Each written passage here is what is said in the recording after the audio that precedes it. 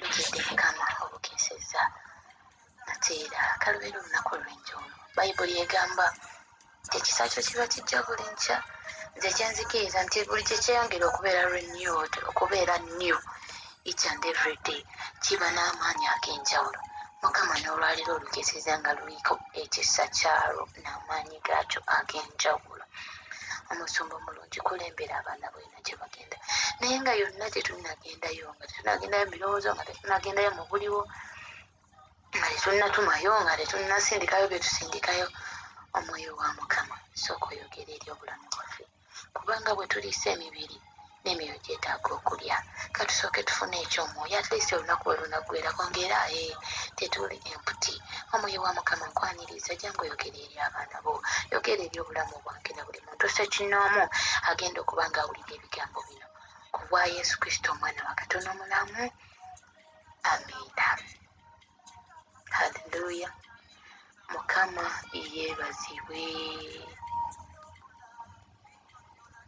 aweebwe ekitiibwa. Ttiimu yaffe ey'olwaleero egambye what are you after, oba what are you looking at. Amaaso go gali luddawa mulokole? Mukristaayo biruubirirwa ki by'olina? Haleluya. Mu byonna by'opulaninga olusuubira gw'oliyo omupiira gunywerawa? Winnie Marjorie omugole wa Yesu, nze njogerako gy'oli nkya ya leero olw'ekisa kya Mukama. Kaseera kamu n'englory yaffe. Haleluya. Tuli mu Bakoliiso ekyokubiri essuula ey'okuna olugero lwa 16 okutuuka ku lwa 18. Ab'oluzungu, you will open with me in the book of 2 Corinthians chapter 6. We shall be reading from verses 16 to 18.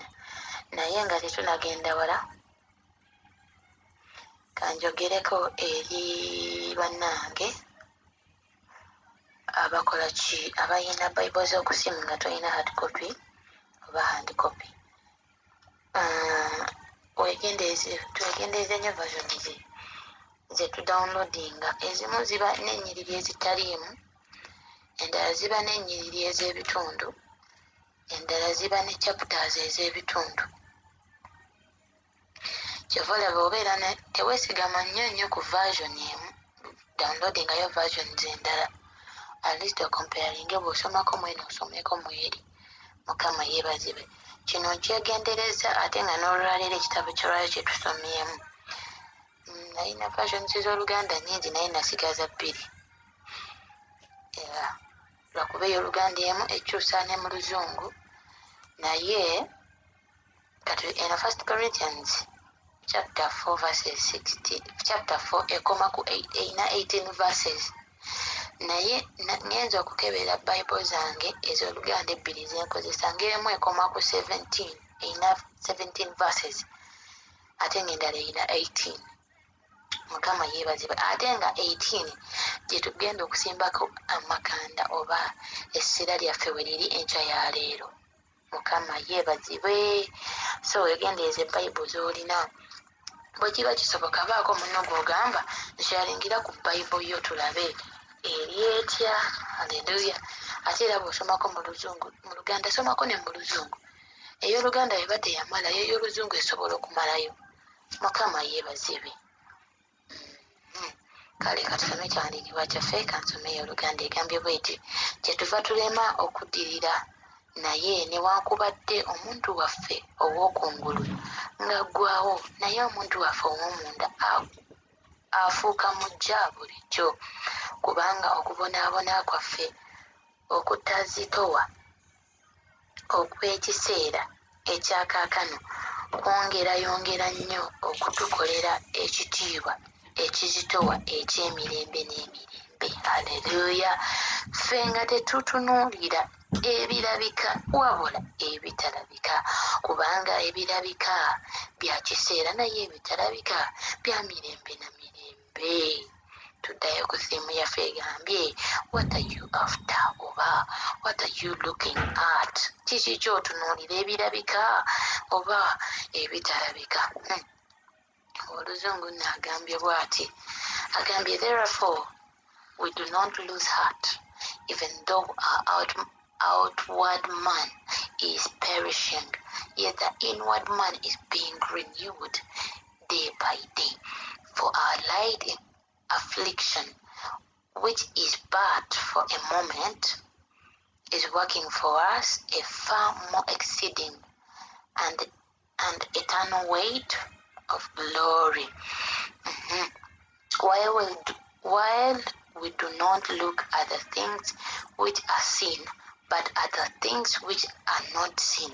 For the things which are seen are temporary, but the things which are not seen are eternal.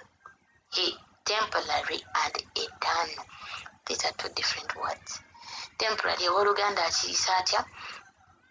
Byayo byakaseera ekintu ekitabeerera. And something that is eternal, kye kintu ekibeerera mirembe gyonna.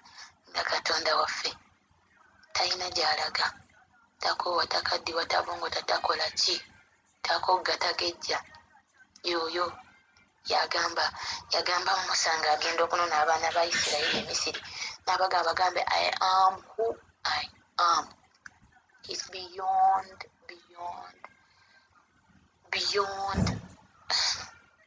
he's beyond okunnyonnyola. Mukama yeebaze, tosobola kumunnyonnyola muntu Katonda n'omumala yonna. Haleluya. Naye agambye Olunyiriro 16 agambye nti newankubadde omuntu waffe ow'okungulu akaddiwa, naye ow'omunda kaakole ki? Ow'omunda yaddizibwa bujja bulijjo. Bino ebyokubeera mu mbeera abantu ne batandika okwogerera ne bakubuuza Yesu, kireme okukujja mu bulokozi bannange. Kubanga Olunyiriro 18 lwe nkugambye tugenda okusimba amakanda gaffe olwaleero oba essira. Agambye nti ebirabika, nti ffe nga tetutunuulira ebirabika. Abantu kabakubuuze Katondawo nga Katondawo bw'atasobola kuwa ngoye zitegeerekeka kwambala, Katondawo bw'atasobola kufunira wakusula, tova mu lugendo. Tunuulira ebitalabika. Yadde olabika bubi waneno the physical look. Naye omuntu ow'omunda abeere ng'addizibwa bujja bulijjo everyday, day by day, buli lunaku. Banyoome kino ekibokisi kino ki housing, banyoome housing eno, naye nga munda muli eggulu lyokka lye litunula ne ligamba this is my beloved daughter, this is my beloved son. Mukama waffe omulungi yeebazibwe. Tujja amaaso ku bintu ebirabika. Bannandaba batya bannange, nina akagatto kamu, n'opalapalanya n'oyiiyayiiya olwogwa. Kubanga agambye bino ebirabikako bya kaseera, kituufu tolina ngatto gy'ogenda kwambala myaka 10. Teriiyo. Era ojja gifuna opalapalanye, togijja makubo matuufu. Bayinza n'ogibbira ku mulyango wakagyeyambulamu. Mukama waffe omulungi yeebazibwe. Naye agambye wabula ebitalabika, kubanga ebirabika bya kiseera naye ebitalabika bya mirembe na mirembe. Who knows life after death?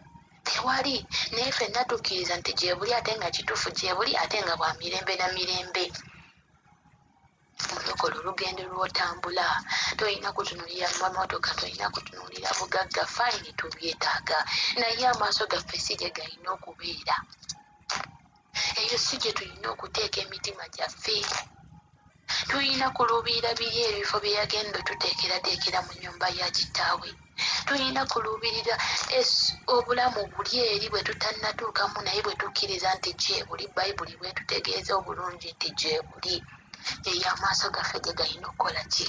Okutunula, kuba ye wa mirembe. Naye bino eby'ensi tugenda kubyagala, twevuge, amayumba tugasulemu, tusule nga n'amagulu tuwanise, naye waliyo kigenda kugasa ki? The Golden Gate bayimba akayimba ne bagamba nti kiri kugasa ki omuntu okulya ensi n'asobola okutuuka wali eri awawakanibwa?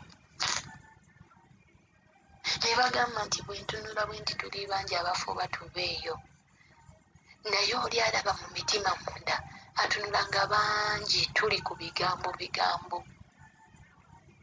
Naye naye ng'emitima gyaffe gimuli wala. Lwaki? Tuli mu kkanisa, twalokoka fine, tuli bakristaayo, bayibuli tugisoma, naye amaaso gaffe gali ku bintu ebirabika.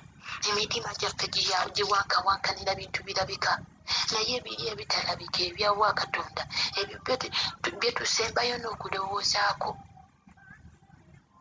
Mu Matayo 6:32 paka okukkirira awo agamba nti tusooke tunoonye obwakabaka bwa Katonda. Bannange ebirala nnyongeza. Oyinza okuba bangi bakwogeredde bingi. Owooluzungu agambye nti Olunyi 16, therefore we do not lose heart. Toddiirira mu omutima gwo guleme okunyolwa, guleme okubeera nga gwennyise, oleme n'okuddirira mu kukkiriza olw'okubanga your outward look eperishing eggwawo, n'akazigo tolina ke weesiiga, n'ekyokulya okiwammanta, naye renew your inner man, feed your spirit, feed your soul. Mukama yeebazibwe. Bugenda kukya abantu bajja kulaba Katondawo, bajja kulaba ne outward look ejja kukyuka, bujja kukyekyuke. Ago ge mazima, kubanga tagambangako zadde lya Yakobo kumunoonyeza bwereere. Gwe jjuza omwoyo gwo olabe oba eby'omubiri taabikoleko. Omwoyo gwe kaguddizibwa bujja buli lunaku. Olowooza kiki? Agamba nti olaba ayambaza amalanga ku ttale, ne Sulemaani mu bitiibwa bye n'amagezi ge teyayambalako ng'erimu ku go. Taasinga ennyo okulabirira gwe omulokole eyewaddeyo n'oleka byonna, n'ogamba kabanvume kabampiseemu amaaso, naye sigenda kuva ku Katonda wange kubanga nina gye ndaga, alina gy'antwala wala. Olowooza taasingewo nnyo? Abamu okusoomozebwa kuzza, otuuse ne bw'obuulira enjiri ne bagamba ye gwe atubuulira enjiri ng'otunda nga Katonda gw'atavaako, kaba byogere, naye tosirika, tokoma ku oyo, n'abalala bategeeze. Bugenda kukya, Katonda waagenda kweyogerera ne ku ngulu. Ogw'omubiri gw'obadde ogulaba nga oguperishinga, emirimu tolina, sente tolina, bugenda kukya nga teweetaaga gamba bantu nti Katonda akoledde, naye nga Katonda we yeeyogerera.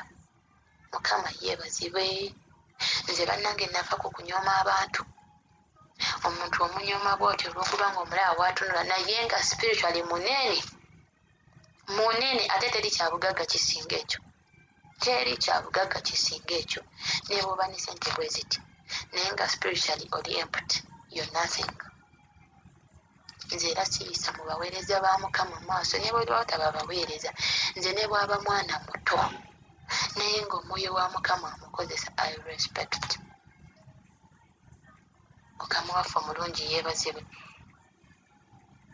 Agambye tutunuulire ebyo ebikola ki ebitalabika.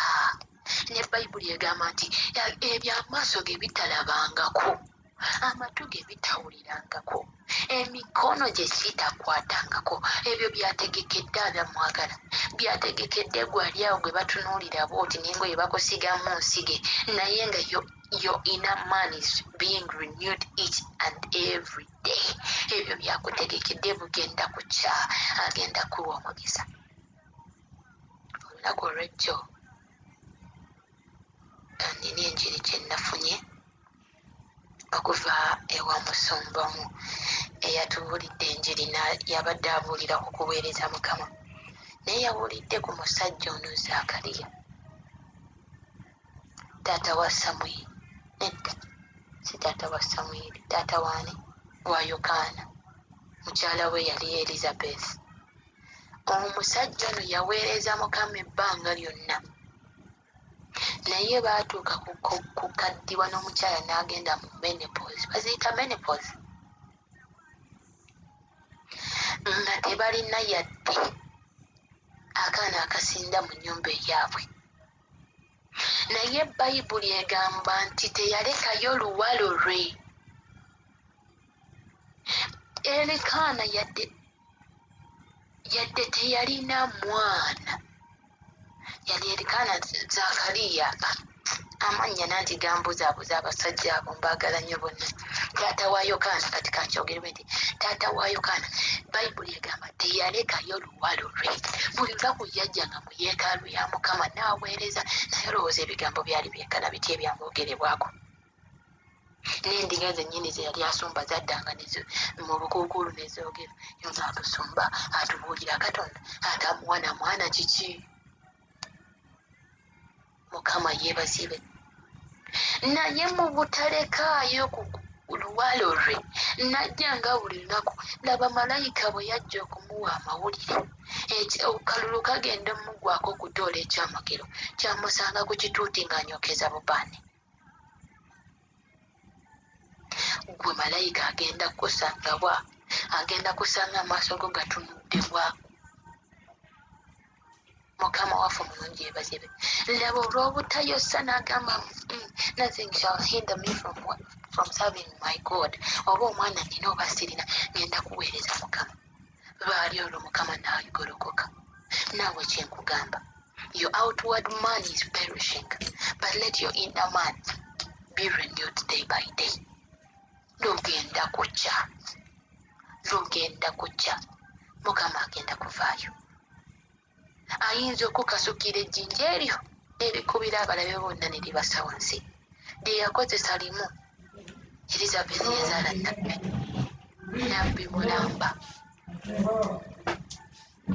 Naye bameka abaalina abaana nga nabitassala n'obaleero tubalaba. Mulinga alina abaana naye nga bamufuukira ekizibu, talina na mulamwa gw'abafunyeemu. Naye ebbanga omusajja lye yaweerereza Mukama mu bukadde obwo yamukubako ekyamagero, n'olwaleero naffe kikyatwewuunyisa. Lwaki? He persisted.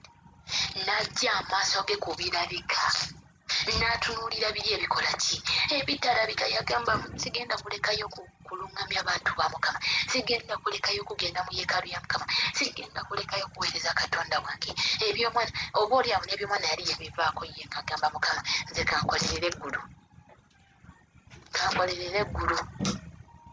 Kati naffe Mukama kyatwagaza twerabire bino ebirabibwako, tubitunuulire ng'abatabiraba. Actually tutambule mu lugendo lw'obulokozi nga tulinga abatamanyi nti gye biri newankubadde tubyetaaga. Mukama yeebazibwe. Tubyetaaga naye leka let us yearn to be in the presence of God. Nano okuyaayaanira bino ebirabwako kubanga atugambye they are temporary. Byakaseera biggwaawo, biyita.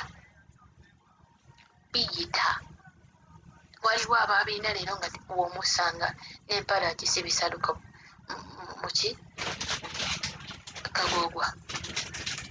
Lwaki? Biyita. Naye togenda kusanga omusajja esaala eyazimba ennyumba ye ku musingi gwa Mukama emirembe gyonna nga taguvuddeko. Omusanga ennyumba gye yatandikira gyakyali tekiriyo. Mukama waffe omulungi yeebazibwe. Mukristaayo gwampuliriza enkya ya leero, bannange amaaso go gali ludda wa? Gali ludda wa amaaso go? Abamu oliawo ogamba otunuulidde ki mu bufumbo? Anze emyaka gye mpeereza Mukama n'omwami agaanye, anze kambiveemu. Oyo omwami aggwaawo. Bujja ku kyenkya omufuna afe, bujja ku kyenkya omufuna akwendeko, akusuulewo agende n'omulala. Mukama yeebazibwe. Biggwaawo eby'ensi. Ampeereza Mukama naye obwavu bugaanye, nze kambiveemu ne bwono ate bw'osuula Mukama nodda emabega. Maama nnyabo, omanyi sitaani okwasa amanga empologoma bw'eti bw'akulindiridde, bw'osirittukamu bw'oti ogwa mu kamwa ke mwennyini. Bw'oba luli wasenga Yesu ng'endwadde wazibuuka, ku luno oba wakalinnyayo ekigere nga zikubaka. Anti munnange obwavu obukooye ogenze kunoonya ssente. Amaaso tugaggye ku bintu ebirabika kubanga biggwaawo, temuli bulamu. abamu bamanyi n'okugamba mbu bo bayingira dda mu kanani yaabwe olwokuba nga batambula batudde olwokuba nga balandira oli buli kimu kiri bulungi. Maama amaaso go we gaba gali awo ku ebyo by'olabako. Kale mukama abanjagalire mpulira nga saagaana kusukkako wano naye